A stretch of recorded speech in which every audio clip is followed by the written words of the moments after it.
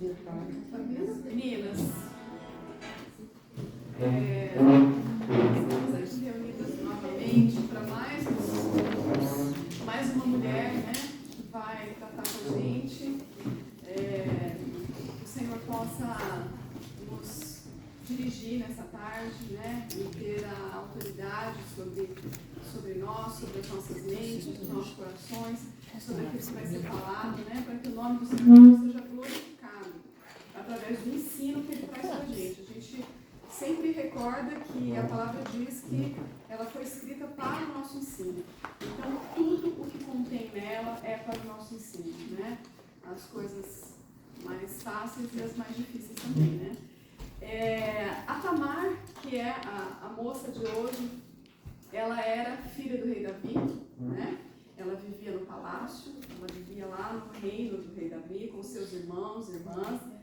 E ela era irmã de Absalão e meia-irmã de Amnon, que era o primogênito de Davi, né? E seria o sucessor ali do trono. E a gente não sabe muita coisa dela, a não ser o que fala aqui no capítulo 13, né? Não tem muito mais informação dela no capítulo 13, capítulo 14. Mas o que a gente sabe é que no capítulo 14, no 14, 27, 2 Samuel, né? A palavra diz que ela era uma jovem muito bonita, né? Então ela devia chamar a atenção pela sua beleza, né? E como nós vimos no estudo passado, as 4 filhas de Filipe, elas eram virgens, lembram? Puras. A gente tratou essa questão da pureza, né? De sermos um com o Senhor. Nós somos a noiva, nós esperamos por esse noivo. Então, as filhas de Filipe trouxeram esse ensino para a gente, entre outras coisas, né? E aqui a gente vai ver que Tamar era virgem, pura e vestia-se com modéstia. Então a gente pode acrescentar um detalhe a mais aqui nas filhas de Filipe. Provavelmente elas também se vestiam com modéstia, né? A palavra fala aqui em 2 Samuel 13, 18, fala assim: trazia ela uma túnica talar. Talar significa longa. Em algumas versões falam vestes coloridas, né? Que significa a mocidade, a jovialidade dela, né? E essa roupa era de mangas compridas, porque assim se vestiam as donzelas, filhas do rei.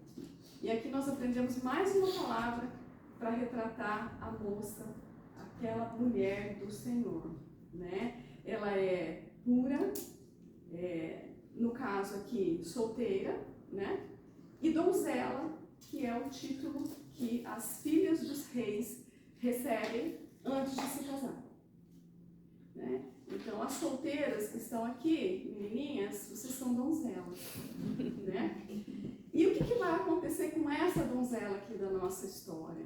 O que Tamar vai nos ensinar? Né? Queria que vocês anotassem, né, aquilo que chama a atenção, aquilo que vocês sentirem no coração para estar dividindo com a gente depois. E eu queria orar para a gente começar a nossa reunião, tá bom? Pai querido, muito obrigada, Senhor, porque o Senhor deixou a tua palavra escrita para nós.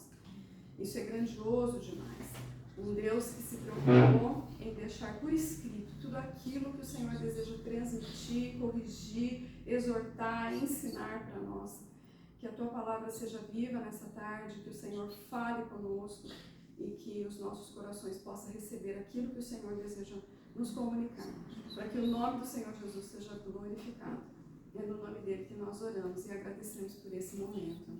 Amém. Amém, Jesus. Eu queria começar rapidamente, antes de passar para a Larissa, trazendo para vocês algumas características de Tamar que nos ensinam algumas coisas, tá?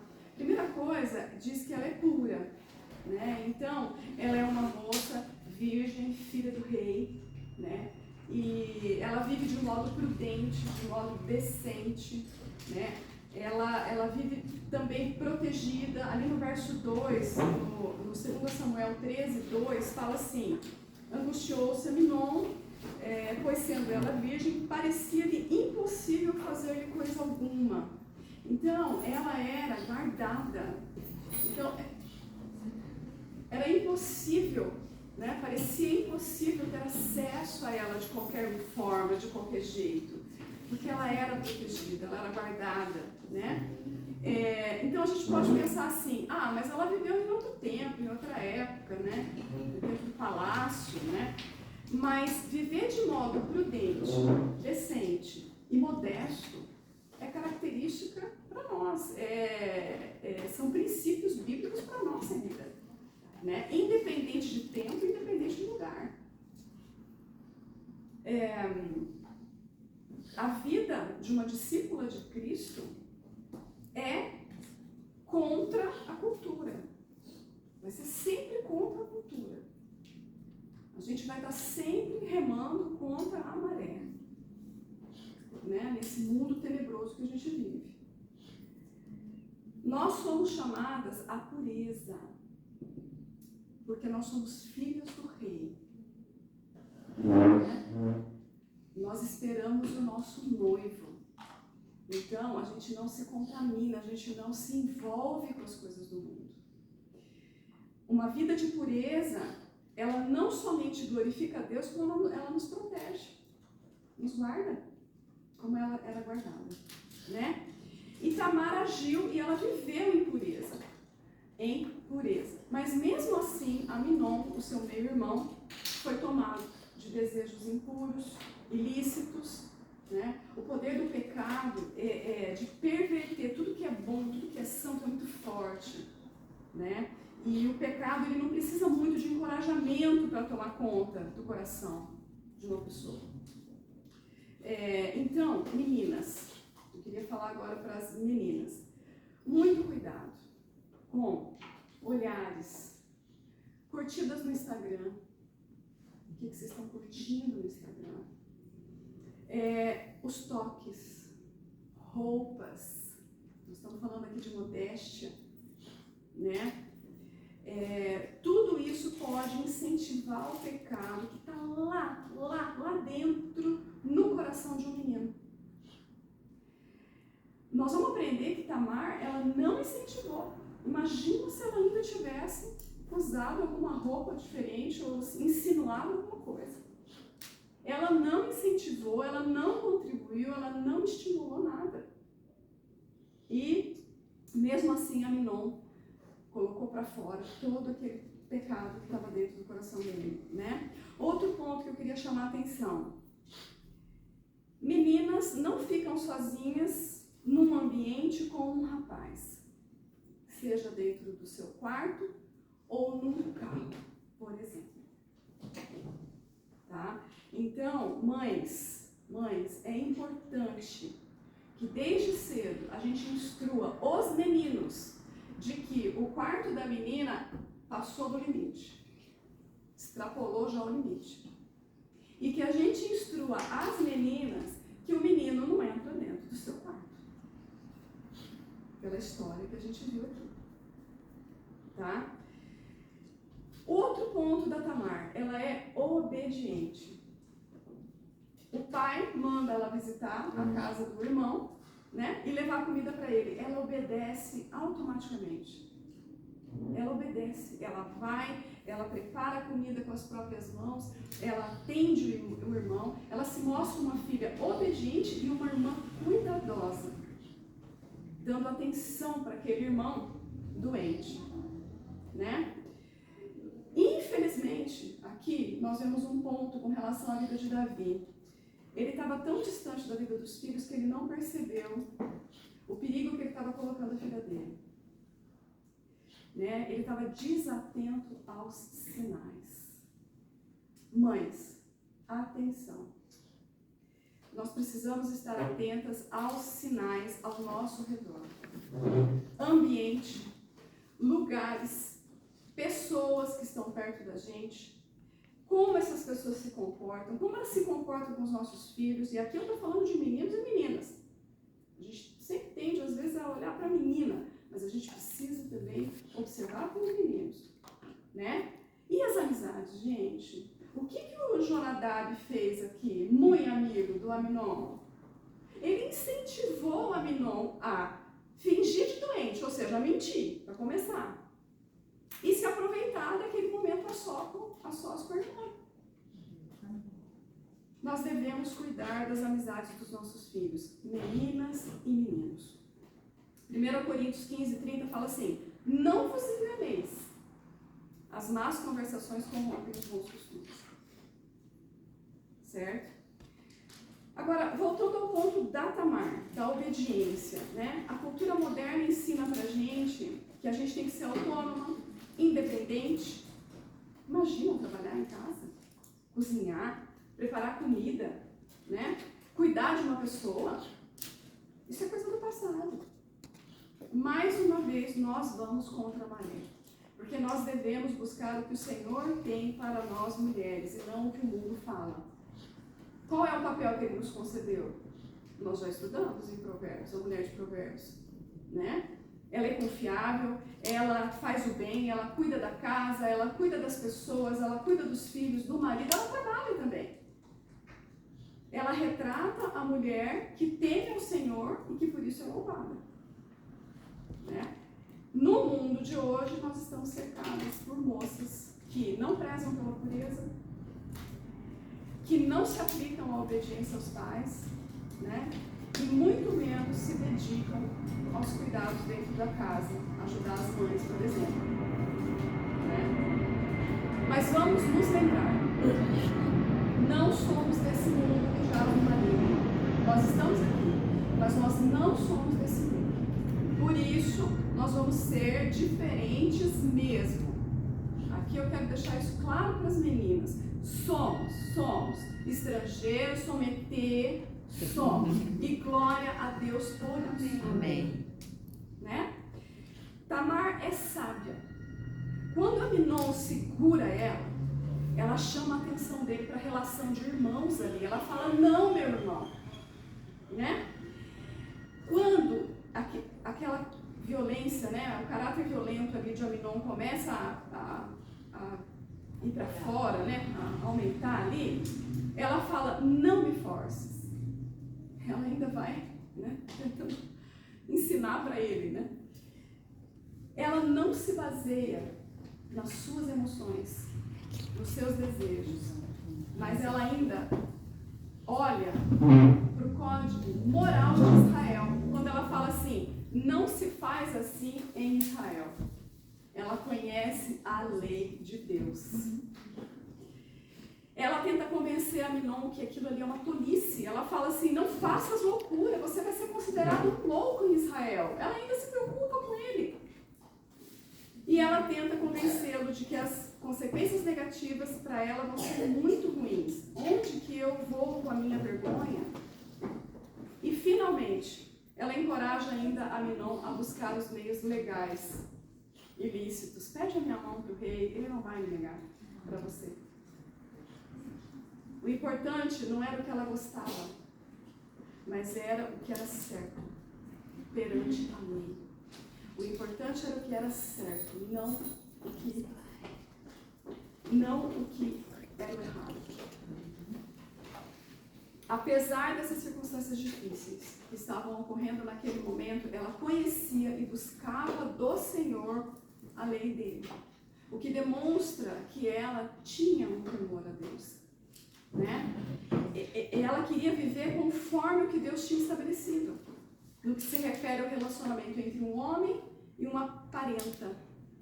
Existe um versículo para isso. Existe uma lei para isso. E ela buscava o cumprimento dessa lei. É claro que ele não... A preocupação dele era tudo menos isso, né? O foco dele era os seus desejos carnais. Mas existe uma lei, em Levítico 18:6 diz assim: nenhum homem se chegará a qualquer parenta da sua carne para descobrir a sua nudez. Eu sou o Senhor. Porém, qualquer que fizer alguma dessas abominações, sim, aqueles que as fizerem serão extirpados do seu povo. E ia acontecer isso com ele, né? E ela já sabia, e ela falava, né? Ela estava baseada na lei de Deus e não nos seus desejos. Hoje em dia, o que a nossa cultura fala? O que você quer? O que é importante é o que você quer, né? O que eu desejo. Isso é o mais importante. O mundo ensina que o critério mais importante para avaliar a nossa ação é o nosso desejo, o nosso estado emocional, o nosso gosto, né? Gira tudo em torno de nós. Tamar nos lembra que nós devemos avaliar tudo pela lei de Deus. Quem age conforme a lei de Deus é sábia. Quem age contra a lei de Deus é tola. É uma tolice, né? E por fim, Tamar é reta. Depois que ela foi humilhada pelo seu irmão, a gente espera que ela ficasse ansiosa para sair correndo dali embora, né? Que ela teria uma versão dele, mas a gente não pode negar que realmente, emocionalmente, ela deveria estar muito humilhada, né? Muito machucada. E ia ser difícil ela querer ficar com aquele homem, né? Mas, como a gente viu, ela não toma as suas decisões baseadas nos seus sentimentos, nas suas emoções. Ela procura de novo a lei e a vontade de Deus. E aí ela vira para ele e fala: não, meu irmão, porque maior é a injúria lançando-me fora do que o que já aconteceu. Ela está sempre buscando o cumprimento da lei, o cumprimento daquilo que Deus havia estabelecido para o homem e para a mulher. E Êxodo traz essa lei. Êxodo 22:16 diz assim: que um homem que enganar alguma virgem e se deitar com ela deve pagar o seu dote e casar-se com ela. Ela ainda busca por isso, gente. Eu duvido que ela tivesse muito desejo de viver, né, esposa daquele homem. Mas ela realmente buscava o que o Senhor tinha. Tem, né? Ela baseava-se na lei e não nos seus desejos. E ele, mais uma vez, olha para os seus próprios desejos, né? Ela sai, então, humilhada e ela expõe essa humilhação. Ela expõe a sua dor. No verso 19 fala: então Tamar tomou cinza sobre a cabeça, né? Que sempre está ligado com dor, com humilhação, com tristeza. Rasgou as suas roupas de muitas cores, né? Então as cores dela foram embora. Agora ficou branco, preto, cinza, né? E foi andando e clamando. Isso foi uma forma dela expor o que havia acontecido. E é importante, gente, meninas, moças, que ao nos depararmos com qualquer coisa nesse sentido, mulheres também, tá? Seja algo nesse sentido, ou uma palavra estranha, ou um comportamento estranho que a gente está vendo perto da gente, uma brincadeira estranha, a gente deve procurar aqueles em quem a gente confia, o pai, a mãe, né? uma irmã em Cristo, para expor essa dor, expor essa questão, tá? Tamar foi uma moça pura, obediente, sábia e reta, e sofreu tão grande humilhação, né? Muitas vezes servir a Deus não vai trazer benefícios, grandes benefícios neste mundo. Vai trazer sofrimento e humilhação, né? O Senhor disse que teríamos aflições, né? Às vezes os filhos de Deus podem questionar, que nem o salmista no Salmo 73, o que adianta viver conforme a lei de Deus? Os ímpios prosperam e os fiéis sofrem. Mas vejam o que aconteceu com aqueles que pecaram, que falharam com o seu dever de justiça com relação a Tamar. Aminon morreu violentamente pelas mãos de Absalão. Davi foi exposto publicamente, humilhado publicamente por Absalão. E Absalão morre de forma trágica. Né? Salmo 37, 38 fala assim: quanto aos transgressores, serão um a um destruídos. Foi um a um. O caminho do Senhor leva à vida, leva à glória. Deuteronômio 5:33 fala disso. Mas o caminho do mundo leva para a destruição. Salmo 1:6 vai falar sobre isso. E Tamar Tamar é lembrada na Bíblia como uma moça pura, obediente, sábia, reta. Ela até recebe uma menção honrosa e destaque na genealogia de Davi em 1 Crônicas 3:9. E ela sofreu humilhação e desolação, mas, nessa vida, né? Mas ela viveu conforme a lei de Deus que apontava para Cristo. Ela foi recebida em glória. Vou deixar de tarefa para vocês lerem o Salmo 37 inteiro. Vocês vão enxergar ali Tamar, a justiça de Deus. Vocês vão enxergar algumas coisas ali, né? Que possamos ser mulheres prudentes, sábias, atentas a tudo aquilo que está ao nosso redor, né? Que a gente aprenda a fugir do mal. A palavra fala sobre isso. A vigiar e a orar. O Senhor possa nos ajudar, né? E nos guardar debaixo das suas mãos poderosas. Nesse mundo que está virado de cabeça para baixo, né? Muitos ensinamentos até aqui, né? Muita coisa importante que o Senhor trouxe para nós até aqui. E é um texto bem difícil, né? É um texto bem complicado. Como a Igor falou, a palavra inteira nos foi deixada. Nos foi deixada. Então, é para nós considerarmos toda ela, né? E uma coisa que me chamou muita atenção até hoje de manhã, a gente falando mais sobre esse texto, né? Terminando algumas definições, é que a gente sabe que isso tudo foi decorrente do pecado de Davi, né? O que Aminon faz não é muito diferente do que Davi fez também, com Batseba. E aí morre Aminon, acontece o que acontece com Tamar, morre Absalão, Salomão mata Adonias depois, e Adonias, há uma parte muito interessante que fala assim, ele era assim porque o seu pai não o contrariava. Então esses, todos que nós citamos que erraram, eles erraram porque eles tiveram um pai negligente. Um ótimo guerreiro, preocupado com a casa do Senhor, tinha esse lado positivo, mas como pai Davi não ficou como referência, infelizmente, né? Ou felizmente para os pais e as mães não fazerem como ele, né? E o que me encheu o coração pensando nisso de manhã, que assim, é muito triste para qualquer uma de nós, principalmente as meninas, né, que foram expostas à palavra, a esse texto hoje, pensarem assim, meu Deus, um irmão fazer isso com uma irmã, né?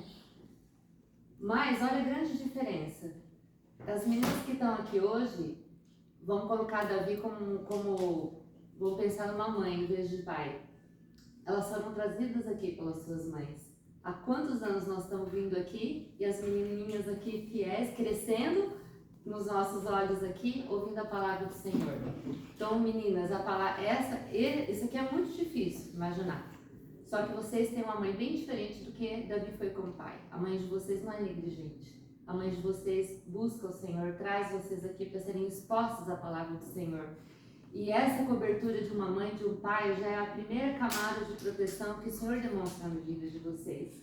Então eu glorifico ao Senhor por cada mãe aqui, que traz essas menininhas lindas, que se comportam, escutam a palavra e depois trazem ilustrações e a parte lá ali da ilustração, coisas lindas, maravilhosas, até ensinamentos a gente já teve por parte de umas pequenas.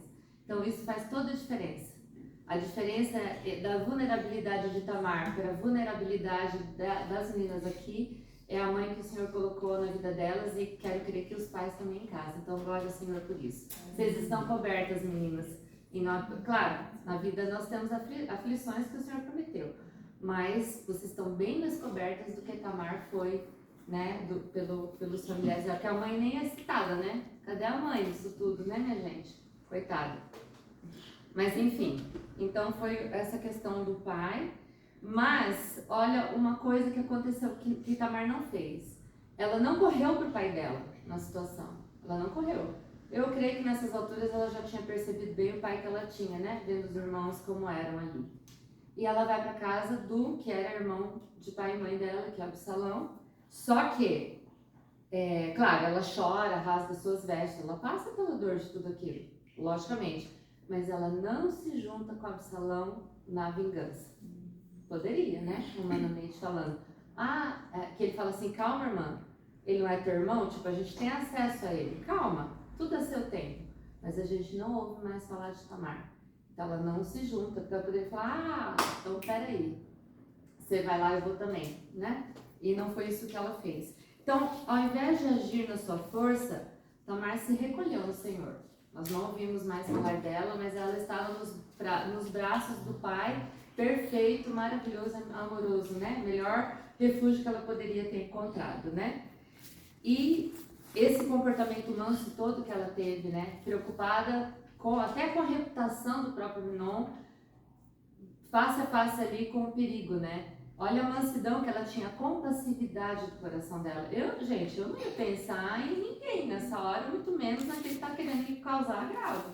Eu ia tentar correr pela minha vida, ameaçar. Eu acho muito difícil a gente, na hora, conseguir chegar com essa postura. Que menina compassiva, que menina mansa, né? Um exemplo tremendo para nós. E aqui a Elo já colocou, né, que ela poderia, ela tentou ajudá-la, tentou reverter a situação, mas não teve jeito, ele estava obstinado, né? Então Tamar era muito mansa. E quando a gente pensa numa pessoa mansa, a gente pensa numa pessoa quietinha, bem tranquilinha, né? Mas a pessoa mansa, ela não é necessariamente uma pessoa quieta. Porque a gente pode pensar assim, eu tenho uma pessoa mansa, qual que vai ser o oposto da pessoa mansa? A gente já pensa numa pessoa que, eu falei, né, tem uma reação mais forte e tal, isso, colérica, sanguínea, tem vários termos de várias categorias aí para falar. Mas essa é a camada exterior. Porque uma pessoa mansa,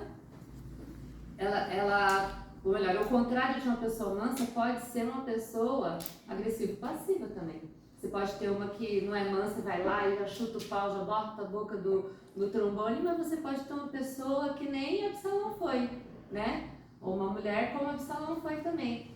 Deixa. Vingança é um prato que se come frio, né? Alguma coisa nessa linha. Então, a camada externa não conta. O que conta é o coração. Então, o oposto da mansidão, então, não é o agressivo passivo, ou melhor, não é o colérico, porque pode ser agressivo passivo, e não é essa explosão de ira, raiva, ódio, cólera. O contrário da mansidão, gente, que é a base para tudo quanto é pecado que a gente possa pensar, é a autojustiça. E foi algo que Tamar não teve no coração dela. Porque é a autojustiça que vai justificar e te mover para quê? Para uma autocomiseração. Coitada de mim, no caso dela, né? Olha o que o meu irmão fez para mim, e ficar nessa comiseração. Já é sempre baseada no egocentrismo, ela vai sempre voltar para você, o teu comportamento, vitimismo, ou uma afronta, se você for mais do tipo, né? Você vai lá para resolver a coisa tudo porque você está se sentindo injustiçado, né? Um espírito crítico, porque é uma pessoa que se coloca como referência e ela critica os outros baseado nela mesma, no que ela pensa, no que ela acredita. Ela faz isso baseado na autojustiça, a justiça é dela. Uma pessoa que está com a justiça de Deus em mente, ela não vai agir com essa crítica dessa forma, né? E uma murmuração, gente. A murmuração é porque você está sendo injustiçado de alguma forma, porque a vida não está te tratando como você deveria ser tratado. Então, se você começar a olhar a base para o pecado, né, é esse orgulho baseado na autojustiça que te autoriza a se comportar dessas formas que eu citei, né? E tem dois exemplos bíblicos de pessoas que agiram baseado na autojustiça e nós já estudamos. Uma é Agar, aquela serva de Sara, né, que ela foi usada por Sara para ter o Ismael. E aí Agar achava que ela se aproveitou licitamente, porque era permitido na época, né, fazer isso, e ficava menosprezando a sua senhora, que era mais velha, e tudo aquilo lá que a gente sabe. Ela tinha algumas regalias, talvez, né, tivesse algumas regalias, e no fim foi expulsa, e ela passou por um deserto literal, foi enviada para o deserto, para ela aprender que ela não podia agir dessa forma. Não sei se ela aprendeu ou não, mas o filho dela aprendeu com ela, agir errado, e no fim acabou os dois sendo mandados embora de todo jeito. Então, autojustiça. Outro famoso, Jonas. Não. O povo de Nínive não merece ouvir a profecia para eles se arrependerem e irem para o Senhor. Não merecem, eu não vou para lá. Não foi para o deserto, mas foi para o fundo do mar, né? Teve capacidade, falou, não, Deus, você está falando, mas você está errado. Eu estou julgando melhor a situação. E nós sabemos a história como foi. Então, esses exemplos que nós temos, gente, se a gente pegar, pode ver a autojustiça ali, ó, como a base para o comportamento que afronta o Senhor, né? E tem aquela Tamar também de Judá, a Tamar que se fingiu de prostituta porque ela estava sendo injustiçada, porque o sogro dela não estava cumprindo com a questão da lei da viuvez. Justificou? Não. O Senhor não aprovou o que ela fez. Imagina, né? Se disfarçar de prostituta, fazer o que ela fez para depois acabar do mesmo jeito. Não contribuiu para nada aquilo ali, né? E o sogro dela não mudou em nada por causa daquilo. Então, assim, por que isso acontece? Por que esses atos das pessoas tentando ir resolver a situação delas, na força delas, não resolve? Porque é o que Tiago 1,20 diz. Porque a ira do homem não opera a justiça de Deus. O que o Senhor fala? Os meus pensamentos são mais altos que os teus pensamentos. Então não adianta a gente querer agir no nosso orgulho, na nossa autojustiça, porque não vai ter um fim que vai cooperar para ninguém. Não vai agregar para o reino, né? E tem um texto de Êxodo 14,14 que diz assim: o Senhor pelejará por vós. Então não é para nós sairmos resolvendo as coisas. O Senhor pelejará por vós e vós vos calareis. Tamar se calou. A gente não viu mais nada dela. E ela deixou a justiça do Senhor tratar da situação toda. E que mão forte que o Senhor pesou ali nos filhos de Davi, né? Outro versículo que está em 2 Coríntios 10:5. Derrubando os argumentos, olha só, todos aqueles argumentos que a gente cria. Sabe quando você está brigando sozinha, lavando louça, sabe aquela hora que encontrar com aquela, se encontrasse aquela pessoa e você está ali, né? Sozinha, ninguém está. Então você está lá, assim, você venceu ali. Você deu a lição, você deu o recado para a pessoa, né? Gente, esses argumentos têm que cair em nome de Jesus. Não pode alimentar isso. E isso é autojustiça. Tudo bem que a pessoa fez uma coisa errada para você. Você vai quebrar um prato e não vai mudar a pessoa. Não vai adiantar nada, né? Ó, derrubando os argumentos e toda altivez, todo o orgulho que gera essa autojustiça. Que se levanta contra o conhecimento de Deus. Porque nós não conhecemos as coisas como o Senhor conhece. Nós não vemos as coisas como o Senhor vê, né? E para terminar o versículo, levando cativo todo pensamento à obediência de Cristo. Cristo mandou você ficar quieta, calada, porque é Ele que vai vencer isso para você. Amém. Fica quieta e calada. Vai dar muito mais resultado que você sair que nem uma doida, né, insensata, fazendo as coisas por tua conta. E se você tem alguma dúvida se um pensamento ou atitude está fundamentado na autojustiça, como estou falando aqui, é só verificar se ele gira em torno de você ou em torno dos interesses do Senhor, né? E mesmo se for para os interesses do Senhor, você não vai sair brigando com o irmão, né? Você vai levar em oração, você vai deixar o Senhor também tratar aquela situação lá no meio onde você reúne. Nós não precisamos agir na carne para nos vingarmos ou darmos lição ou recado nenhum para ninguém. Nós temos no Senhor, nosso perfeito advogado, que intercede por nós, né? Está lá em 1 João e Romanos 8 também. Ele diz, esse advogado, né? Tem alguém que pagou preço maior do que ele? Alguém que foi mais injustiçado, né? Porque ele tomou sobre si a justiça, né? Que era vir sobre nós, né? E ele fala assim, tomai sobre vós o meu jugo, aprendei de mim, que sou o quê? Manso e humilde. Coisas que Tamar foi. Ela foi muito humilde de tentar ajudar aquele irmão dela, né? Eu sou manso e humilde de coração. E assim você encontrará descanso. A tua cabeça para de brigar com os outros sozinha, lavando louça, né? Você se aquieta, porque você sabe que tem um Senhor mais interessado ao Senhor, mais do que você. E nos aquietando aos pés do Senhor, nós encontraremos esse descanso, vamos parar de gastar energia em embates que não gerarão a justiça de Deus, como a gente falou aqui, não redundarão em glória para o seu santo nome. E nós também aprenderemos, ele fala, aprenda de mim, e nós aprenderemos o quê? Domínio próprio, humildade, sabedoria, são primos da mansidão. Vai cair na prova semana que vem, vou repetir. Domínio próprio, humildade, sabedoria. Caminham juntos com a mansidão. E com esses atributos nós sairemos mais dependentes do Senhor. Porque aí a gente tem que afogar a lágrima em algum lugar. E aí vai ser nos pés do nosso amoroso Pai, né? E assim a gente o conhece mais, o agrada mais, seu nome vai ser mais glorificado. E qualquer afronta contra nós vai contribuir para o nosso bem, né?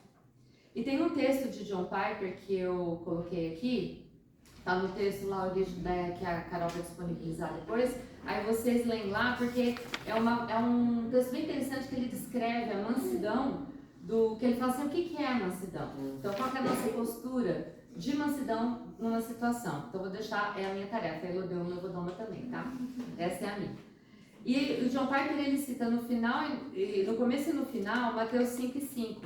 Bem-aventurados os mansos, são eles que herdarão a terra. Os mansos não são os coléricos, não são os sanguíneos, não são os agressivos passivos, são os mansos, os compassivos, né?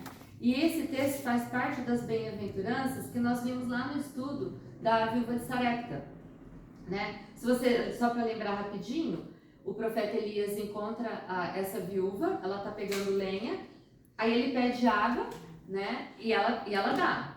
Depois ele pede pão. Aí ela fala, olha, eu até daria, mas eu não tenho nem o suficiente nem para mim nem para o meu filho. Eu tô pegando a lenha, eu vou assar o último lá que eu tenho, nós vamos comer e morrer. Conformada ela, né? Bem assim, resolvida. Nossa, então tá, então vai lá, irmã, né? Mas aí o Elias fala assim, que entrega a profecia para ela de que a farinha e o azeite na casa dela não acabariam. Que eles de fome, eles não morreriam, né? Só que acontece o quê? O filho dela adoece. E aí, nessas alturas, Elias está morando num quartinho, na casa dela, fugindo de Jezabel, que nós também estudamos, né? Já estamos com um catálogo aí, né, irmãs? Que bênção. E qual que é a diferença na postura dessa viúva? Quando ela encontra ele, não, tá aqui a água, tá aqui toda conformada, ó, acabou, eu vou morrer e tal, porque, né? Aí ela põe ele para dentro da casa lá, abrigando, né? Não para casa morar com ela, mas abriga ele lá em cima. Aí ela fala assim, agora que você entrou na minha vida, você é o homem de Deus, eu te ajudo, meu filho morre? Aí ela não dá conta. Aí a autojustiça bateu forte, né? Você veio até mim, eu te hospedei, agora eu perco meu filho. É essa a retribuição que você dá. Então no começo ela estava toda generosa, toda mansinha, toda queridinha. Agora mexeu com o filho. Eu entendo. Eu acho que as mães entendem, né? Mas não justifica, né? Olha a diferença na postura dela, né? Aí ela vai tirar satisfação e aí ele clama ao Senhor. Vocês sabem que acaba tudo bem, né? Então, na maioria das vezes, infelizmente, a autojustiça ela é base para o nosso comportamento pecaminoso. E ele é totalmente oposto às virtudes que nós vemos nas bem-aventuranças, né? Bem-aventurados quem? Os pobres de espírito, os que choram, os mansos, os que têm fome de sede de justiça, os misericordiosos, os limpos de coração. Você vê, Tamar foi lá ajudar o irmão, limpo de coração. Quando ela ia imaginar, né, que ele ia se virar contra ela. Os pacificadores, ela tentou pacificar a situação. Com ele, não, vamos fazer de outra forma e tal, né? Os que sofrem perseguição, os que forem injuriados, né, perseguidos novamente. E Tamar era muito disso aqui. Misericordiosa, limpa de coração, tudo isso, mas foi injuriada, chorou. E certamente ela teve fome e sede de justiça. Mas ela matou essa fome e sede de justiça aos pés do Senhor, né? Ela foi mansa, aguardou o agir do Senhor. E olha, irmã, se nós agirmos como ela, diante de uma situação contrária a nós, certamente nós veremos o Senhor se revelar a nós. E eu creio que ele se revelou a ela, e nós lembramos que se revelou a viúva de Sarepta e outras irmãs ali, outras mulheres que a gente estudou. Então, para terminar, vamos ler alguns versículos que falam sobre o espírito manso, tá? 1 Pedro fala assim: a beleza de vocês não deve estar nos enfeites exteriores, como cabelos trançados, joias de ouro, roupas finas. Pelo contrário, esteja no ser interior, que não perece. Beleza demonstrada no espírito dócil, no espírito tranquilo. É essa beleza que o Senhor fez em nós, né? Não tem problema se arrumar, não tem problema cuidar bem, né, do templo do Espírito Santo, mas o que o Senhor quer ver é lá dentro, né? E ele fala assim: a beleza demonstrada no espírito dócil e tranquilo é de grande valor para Deus. Olha só, é de grande valor para Deus. Tiago diz assim: quem dentre vós é sábio e entendido? Mostre então pelo seu bom trato as suas obras em mansidão de sabedoria. Bom trato nas obras de mansidão e sabedoria. Então, olha, mansidão e a sabedoria juntas ali, né? Agora, se você tem amarga inveja, sentimento faccioso em vosso coração, não glorieis, não mintas contra a verdade, porque essa sabedoria não vem do alto, mas vem de quê? Mas é o quê? Olha que horror! Terrena, animal e diabólica. Irmãs, ele está dizendo que amarga inveja e sentimento faccioso, que é isso que a autojustiça causa em nós, é um sentimento terreno, animal e diabólico. Gente, isso é muito sério. Isso é muito sério. Aí ele continua: porque onde há inveja e espírito faccioso, há perturbação. Nossa cabecinha, né? Perturbada, querendo se vingar lá. E toda obra perversa, porque claro, a obra perversa ela é fruto de uma mente perturbada, né? Aí ele fala assim: mas a sabedoria que vem do alto é primeiramente pura, depois pacífica, moderada, tratável, cheia de misericórdia, bons frutos, sem parcialidade, sem hipocrisia. Gente, a Bíblia é difícil. Olha só, como o Senhor condena, calma, o som não vai embora ainda, só. Como o Senhor condena, porque ele fala que é animal, que é diabólico, esse tipo de coisa que vem na nossa mente, irmãs. E aí ele fala, a sabedoria que vem do alto, olha que linda, né? Vou ler de novo, prova de novo, semana que vem. Pacífica, pura, moderada, tratável. Gente, nós somos tratáveis? Fala sério. Né? Cheia de misericórdia. Tem outro texto que fala entranhas de misericórdia. Não é misericórdia que vem das nossas entranhas? Que o Senhor gere isso em nós, em nome de Jesus. Bons frutos, sem parcialidade, sem hipocrisia. Aí ele termina dizendo assim: o fruto da justiça, a justiça de Deus, logicamente, semeia-se na paz. Pronto. O fruto da justiça do Senhor semeia-se na paz. Colossenses: revesti-vos, pois, como eleitos de Deus, santos e amados, entranhas de misericórdia, de benignidade, humildade, mansidão, longanimidade. Aí ele fala, suportando-vos uns aos outros. Porque é ali que nós vamos demonstrar isso. Suportar na hora de ter que realmente suportar, não é suportar de sustentar, é suportar de aguentar mesmo. Irmã, é no corpo de Cristo que nós vamos viver isso aqui, ter oportunidade de expressar essas coisas boas aqui, né? Aí ele continua, perdoando-vos. Quando a gente libera o perdão, a cabeça da gente parece que é quieta e para de ficar maquinando, né? E ele fala assim, se alguém tiver queixa contra o outro, assim como Cristo vos perdoou, assim fazei vós também. Ele não está sugerindo, isso aqui é imperativo. Fazei-o. Eu perdoei, vocês perdoem. Eu perdoei muito mais que vocês, né? E ele nos capacita. 1 Pedro diz, está sempre preparados para responder com mansidão e temor. Vocês acham que Tamar estava preparada para responder assim? Ela estava, ela respondeu assim.